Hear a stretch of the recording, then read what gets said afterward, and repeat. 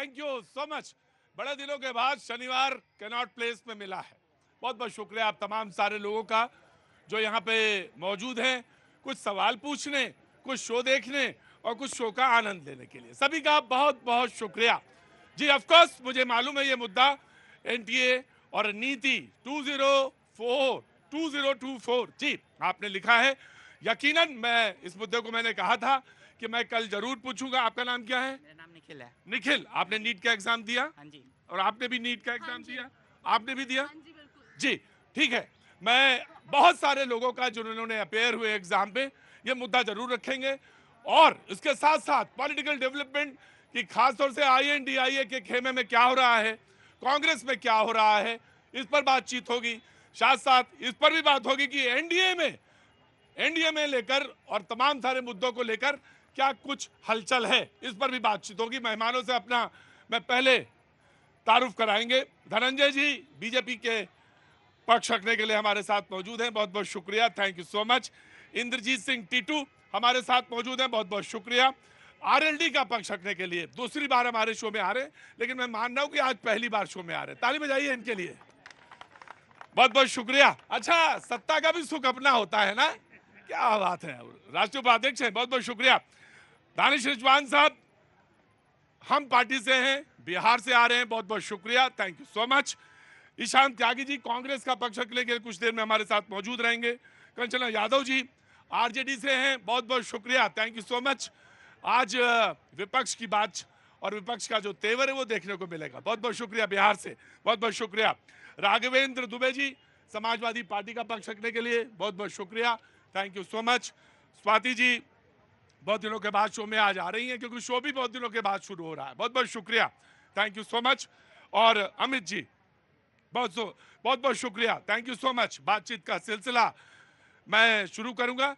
सबसे पहले मैं आईएनडीआईए के लिए, वैसे जाना तो मैं आपके नीट के लिए जाना चाह रहा था, नीट पे आना चाह रहा था, लेकिन होता क्या है कि जो टेलीविजन की ग्रामर है वो भी मैं बताता चलता हूँ, जो जो मिलता जाता है पहले पहले वो लगाता जाता है।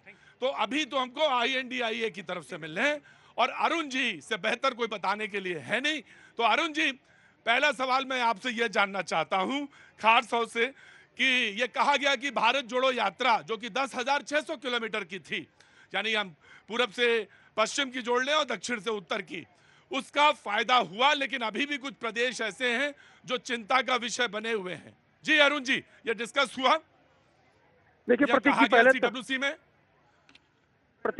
क्षमा प्रार्थी हूँ, लाइव नहीं जुड़ पाया क्योंकि संसद के केंद्रीय कक्ष में, जो पुरानी संसद की बिल्डिंग है, उसके केंद्रीय कक्ष में सोनिया गांधी, राहुल गांधी, मल्लिकार्जुन खड़गे और कांग्रेस पार्टी के लगभग 150 सांसद इस वक्त वहां पे मौजूद हैं। और 150 जब मैं कह रहा हूं लगभग, तो आप समझिए कि उसकी वजह क्या है, क्योंकि लगातार दरकता जा रहा था जो उसका बेस था, वोट बेस और सांसदों की संख्या, और कारखाने में तूती की आवाज जैसे होती थी संसद में वैसे ही गूंजती थी। लेकिन अब राहुल गांधी न सिर्फ कांग्रेस बल्कि तकरीबन 235 के आसपास उनके पीछे सांसद होंगे। तो आज का लब्बो लुबाब ये था कि सुबह कांग्रेस वर्किंग कमेटी की बैठक में यूनानिमस प्रस्ताव पास किया गया कि राहुल गांधी को नेता विपक्ष का पद लेना चाहिए। राहुल गांधी ने कहा सोच के बताएंगे, और उसके बाद मल्लिकार्जुन खड़गे ने थोड़ा लाइटर नोट पे कहा कि अगर आप नहीं मानेंगे पार्टी का फैसला तो आपके खिलाफ अनुशासनात्मक कार्रवाई कर सकता हूं मैं, क्योंकि मैं अध्यक्ष हूं।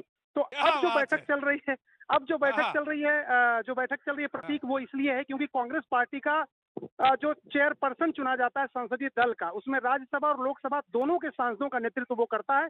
अब तक सोनिया गांधी इस पद पर थी और उसी का चुनाव हो रहा है। ये बात लगभग तय है कि वही बनेंगे अध्यक्ष, और अब उनको अपनी कलम से लोकसभा में नेता प्रतिपक्ष नियुक्त करना है कांग्रेस के संविधान के मुताबिक, जो अरुण सीपीपी जी जी प्रतीक। जी अरुण जी, ये बिल्कुल आपका ये जो खबर हुई, लेकिन एक सवाल जरूर लोगों के मन में है और वो हम्म, लोग जानना भी चाहते हैं, क्योंकि हमारा शो, जैसे आपका भी शो, इसमें कई बार आप शरीक होते हैं, कि ये हम्म, शो है जिसमें जानना चाहते हैं कि कांग्रेस जो है थोड़ा चूक गई या सरकार नहीं बनी।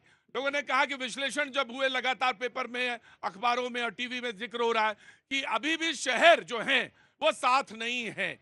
वजह क्या है? तैयारी में कहाँ कमी, या बात कन्वे करने में, या संप्रेषित करने में कहा कौन सी अभी अड़चन है पार्टी को फुल फ्लेवर में आने के लिए? आपकी तरफ से ये पार्टी में डिस्कस हुआ तो हुआ या नहीं हुआ? देखिए प्रतीक, पार्टी के अध्यक्ष ने एक फैसला किया है कि जहां जहां प्रदर्शन ठीक नहीं रहा वहां पर कमेटी इसकी जांच करेगी। सबसे ज्यादा जो नजर है वो मध्य प्रदेश पर है, और मध्य प्रदेश आप जानते हैं कि हिंदुत्व की प्रयोगशाला कहा जाता था, आरएसएस का बेस कहा जाता, वहां पर पार्टी एकदम से उसका प्रदर्शन खराब हो गया। पार्टी को जो उम्मीद थी कि अगर वहां पर तकरीबन 10-12 सांसद भी मिल जाते अगर, तो संभवतः उनका प्रदर्शन और ज्यादा अच्छा हो जाता। तो सवाल ये है कि सवाल ये है कि इस तरह के जो भी स्टेट हैं जहां पर पार्टी का प्रदर्शन आशा के अनुरूप नहीं रहा, वहां कमेटी जांच करेगी। आपकी बात एकदम सही है कि शहरों में पार्टी का प्रदर्शन अब से नहीं, कई दशकों से ठीक नहीं रहा है। बीजेपी का स्ट्रांग होल्ड बना हुआ है, गांव में बल्कि इनका अच्छा खासा प्रभाव रहता है। तो अब ये कोशिश करेगी पार्टी की किस तरह से अपना बेस जो है वो शहरों में भी बढ़ाया जाए, ताकि भारतीय जनता पार्टी को जो सही मायने में जो इस बार उन्होंने एक तरह से नाकाम रहे, उसमें उनको पछाड़ पाए। राइट, बहुत बहुत शुक्रिया, थैंक यू सो मच। अगर कोई अपडेट हो तो जरूर दीजिएगा। लगातार ये बात जहां तक खबरों की है हम उससे जुड़े रहेंगे, लेकिन हाँ, मैंने जैसे